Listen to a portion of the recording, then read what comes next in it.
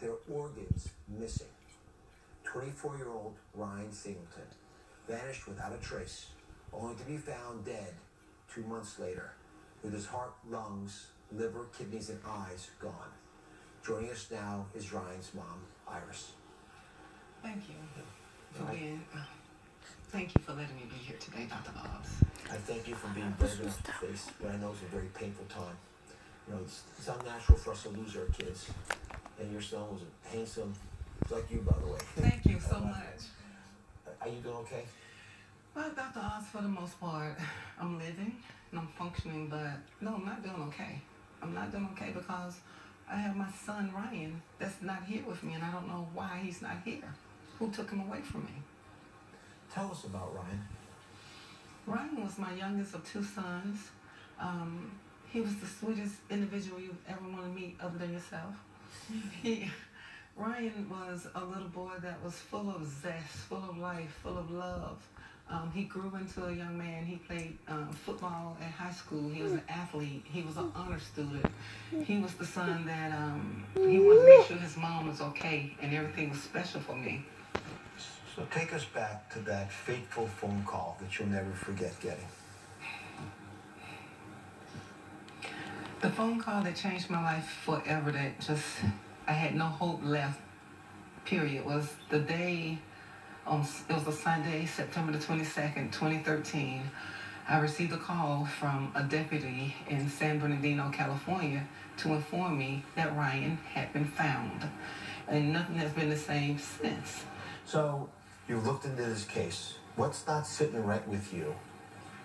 I understand that the organs are missing. Yes. The pathology report, the official one, yes, the first one, yes, says that it was probably wild animals.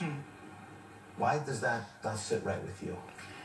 That does not sit right with me. It took me 3 years and 7 months to get an official copy of the autopsy report. And when I looked at that report, there were conflicting examinations done, one by anthropologists, forensic specialists, and one by San Bernardino's coroner. And it said on one hand that, from San Bernardino, that animals may have been involved, may have caused Ryan's death. And then there was one from an anthropologist that said, we don't see anything with bones being tampered with by animals, you know, not per se, maybe not even skin, but, you know, so I'm like, well, which is it? Is it animals or is it not animals? What's the explanation for why his tattoos were taken off his body? Wild animals wouldn't do that. When I read the report, it said tattoos none were found. And I'm like, wait a minute, my son had tattoos. So now you're telling me that animals came and removed his organs. Were these animals smart enough to go and remove the tattoos as well? How do you explain that? Because to me, it seems like somebody removed his tattoos so that he couldn't be identified. Those are identifying marks. It hurts, doesn't it? It hurts. It hurts. It's just not fair.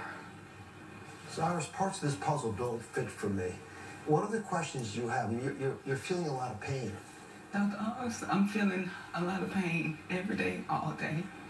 For my son to have been found with his shoes, his socks, shorts, fully dressed and remarkably intact, and you want me to believe that animals killed my son? You know, I don't know how many others it's going to happen to, but for me, it's the most painful thing ever I've been through in my life. One of the questions you have that people should be able to answer. One is, how is it possible animals were involved and these autopsy reports don't jive? Keep going. What else is bothering you? How long was he out in the desert? He was missing from me for 74 days before I got a phone call that he was found remarkably intact with no organs. How long was he out there? You have undetermined manner, undetermined cause of death. But to me, it feels like murder. It feels like someone took my son, killed him, and took his organs out. My son could not have taken his own organs out of his body. It's impossible. Something happened. And for his body not to be strewn about, if animals did this just doesn't add up. Every mother deserves answers. Every mother deserves answers. And I deserve answers as to what happened to my youngest son, Ryan Terrell Singleton. Somebody need to come forth and tell me. And don't think that this is a joke and this can't happen to you. It can happen to you. Please don't just brush it off. Somebody, I need help to find out what happened to my baby boy. I pledge we're going to do our best, certainly on this show, to make sure people know this is possible. Thank you very much. The pain will never, ever go completely away, but I hope you find some peace. And you're doing a great thing by sharing this story with folks. Thank you so much. Thank you. God bless you.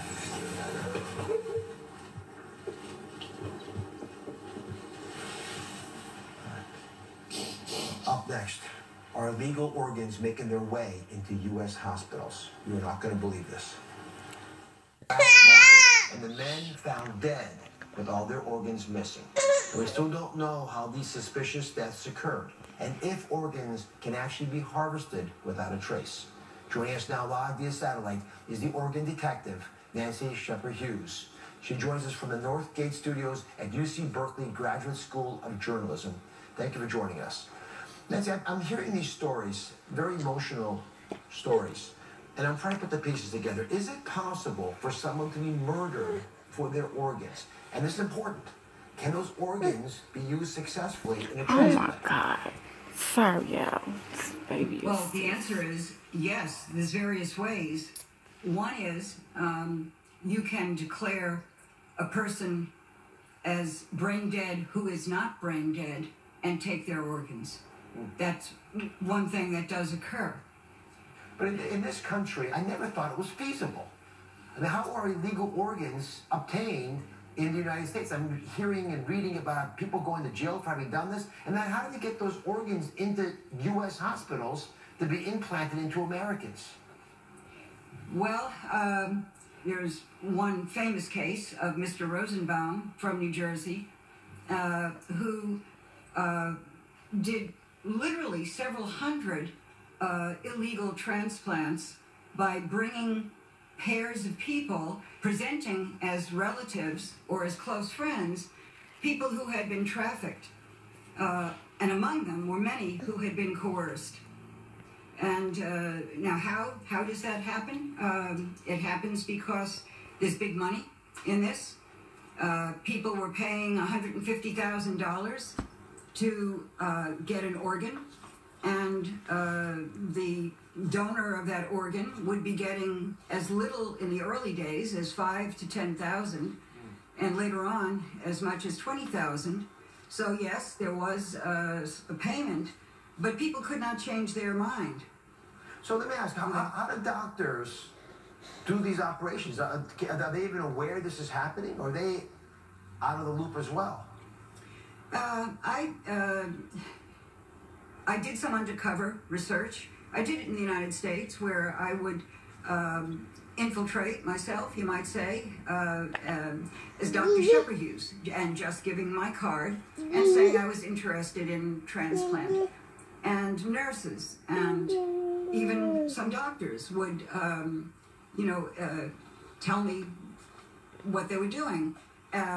That especially if people were coming and bringing a donor who spoke a different language or couldn't really communicate, they'd say, well, they said that they're relatives, we don't speak this language, we don't speak that one, but they didn't question why the person who was the recipient brought someone of a different color, of a different race, of a different religion, to have a... So they just were not paying attention to our national laws, which say that that organ that you are transplanting or that you are harvesting from one person to transplant into the other, you have to know everything about that organ by law.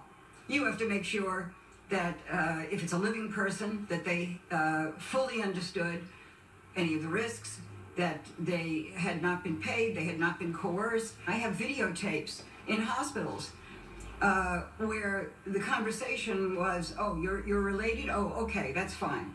So that's not everywhere, but it's in dozens of transplant units in the United States that were willing enough to just say, okay, you guys agreed, we'll do it. Nancy, this has been very eye-opening. Thank you very much. And to all my guests today, I pledge we will keep an eye on cases like Ryan's. And in particular in Ryan's case, I hope that his family, Iris, can get some peace. We still don't know how or why Ryan Singleton and the other victims we mentioned were killed, or if it's possible for people to be kidnapped and murdered for their organs in this country. But what we do know is desperation for organs does exist. My call to action, to make it easy for everybody, I'll keep it simple, become a legal donor in order to lessen the desperate needs of folks who need organs. That'll weaken the black market. My partners at HealthCore have made it easy. There's a link to register online on my Facebook page and on droz.com. Make the move today. Sign up. We'll be right back. On next week's True Crime Tuesday, we're taking you inside the double murder that has captivated a nation and left two families brokenhearted. The day after being dropped